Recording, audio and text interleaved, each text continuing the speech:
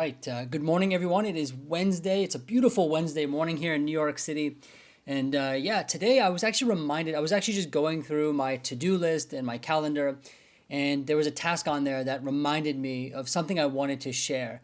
I will, at the end of the video, I'll tell you kind of what sparked my memory about this story. But I want to share with you a story this morning.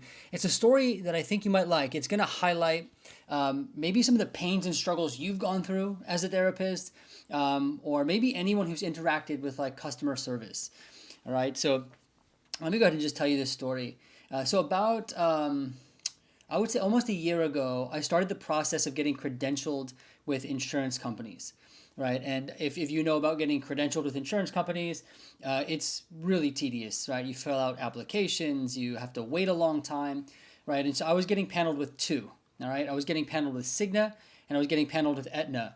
I actually hired a company to help me through the paneling process so it wouldn't be so time consuming, right? And so I did the process, I filled out all the paperwork, and then it's pretty much just a waiting game, all right? I would say Cigna within like 3 months came through, signed up, signed the contract, got set up with their portal, all that, and I was good to go, right? Cigna was really simple. And then Aetna, that one took a long time. I think that took like 6 months maybe to actually come through and actually get a contract. So it finally came through. I'm all excited, right? I'm paneled with Aetna. I've signed the contract. And as part of that process of like getting paneled, you need to, I guess you don't need to, it's not required, but you should sign up with their portals, right? So each insurance company has what they kind of call like this online portal where you can check benefits that clients might have.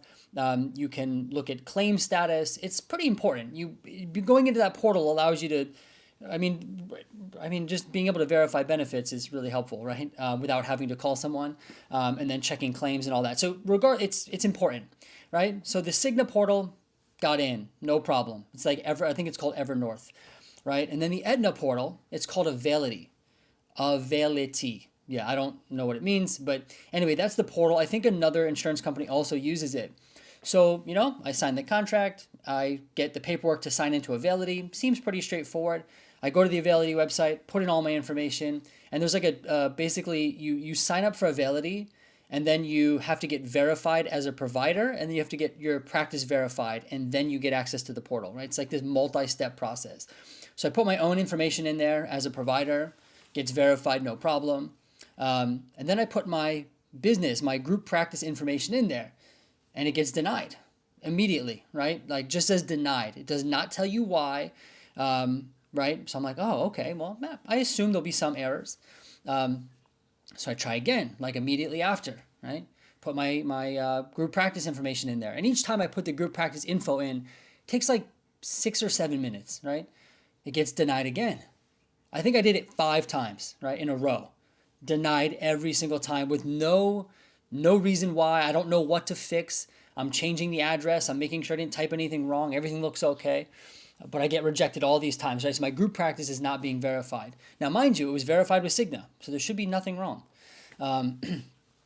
Right? So I run out of time. I've spent a couple hours, I think, trying to figure it out, and I couldn't. So, I put that aside for a little while. Then I took a little break from doing it because I knew it was going to be time consuming. And in between, I knew that I could call to verify benefits, and I was going to be submitting claims through Simple Practice. So I wasn't going to really need it, although I knew in the future it was going to be helpful, right? Anyway, a couple, month or so passes, and I have like a block of time that I'm like, all right, I'm going to give them a call. So I give Availity a call. I had to Google the number. It's not on their website. I find the number. I get a hold of someone. Really pleasant, right? And like, no problem. We're going to get this worked out for you.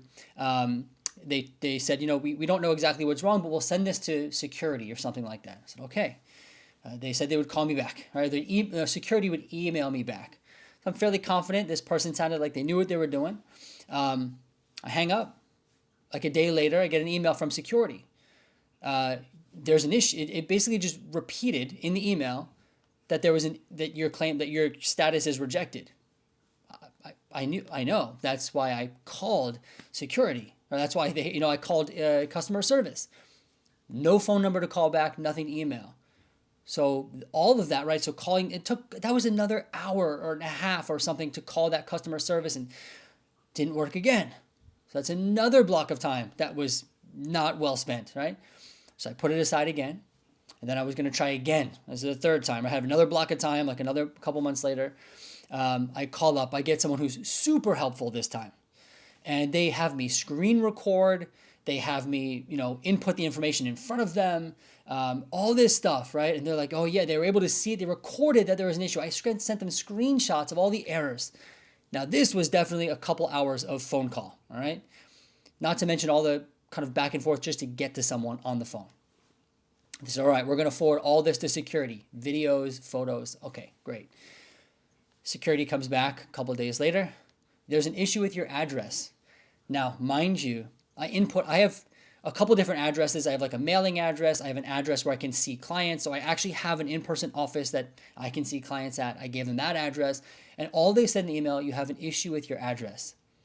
And I said, and you can't respond. There's no reply. There's no phone number. So I thought to myself, there's 3 addresses that I've tried. I've tried all of them, right? And none of them went through. And all they said was there's an issue with the address. I'm like, now I've spent almost an entire work day trying to figure this out, and I cannot get it to work.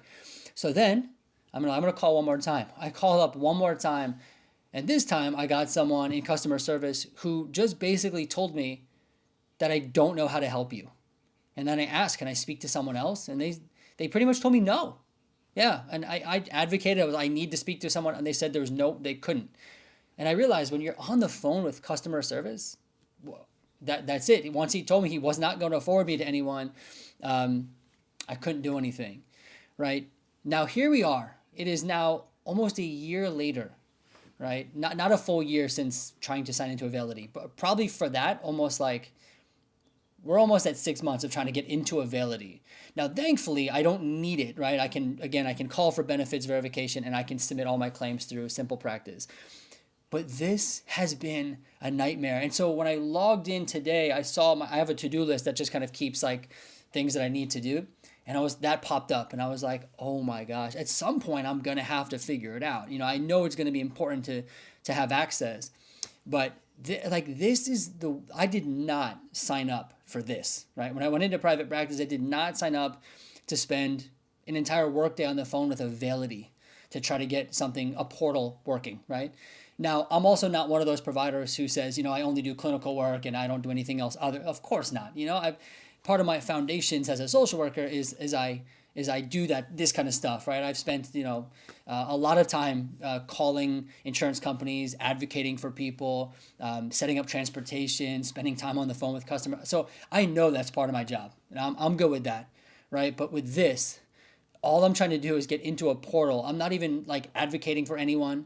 I'm not even kind of like helping someone use their benefits. I'm just trying to get into a portal, and that just is. It's just so frustrating. There's no answer. I'm not looking for like a solution. I'm not looking for someone. Well, if you do know someone in Availity, like in IT, and you can get them to help me, I would really appreciate that. But I just wanted to share, like, this is some of the stuff that makes going into, even like for private practice, for example, right? There's a lot of things you have to get set up that you hit these snags where, thankfully for this one, right, it's not required, but some people hit snags like in the kind of like contract phase, right? Like trying to get a contract with an insurance company, that's pretty big, right? And so, yeah, I just wanted to share, like, I also, just like you probably, spend time doing things that I never signed up for, that are really frustrating like this. And then the other thing that reminded me of this story was I've been getting a lot of emails lately for people who want to know more about platforms like Alma and Headway. I use those platforms to some degree for my private practice, and I've gotten familiar with some of them. So I'm able to help people in that regard. But one thing they share with me is that, like, the customer support, they can't get anyone on the phone. They get stuck. They're not able to make things work the way they should. And I hear it. I get it. It's really frustrating. Sometimes when you do connect to customer support, they don't even help. And I'm not talking about Alma or Headway. I'm just saying in general. And a lot of therapists they really just want to help people. They just want to do therapy and they want to use the tools that make it easy, but then the tool to make it easy sometimes makes it really hard. Just want to share that. Just want to normalize that. I know none of you signed up for that. None of you signed up to get stuck signing up for a tool that makes things easier for you, right? Anyway, I hope this story, I don't know, it's certainly not an inspiring story. Maybe it normalizes things for you. Maybe it gives you a good laugh and you say, yep, I've been there too. Or maybe you know someone at Availity and you can help me out. Either way though, hope you enjoyed this. I will see you a little bit later.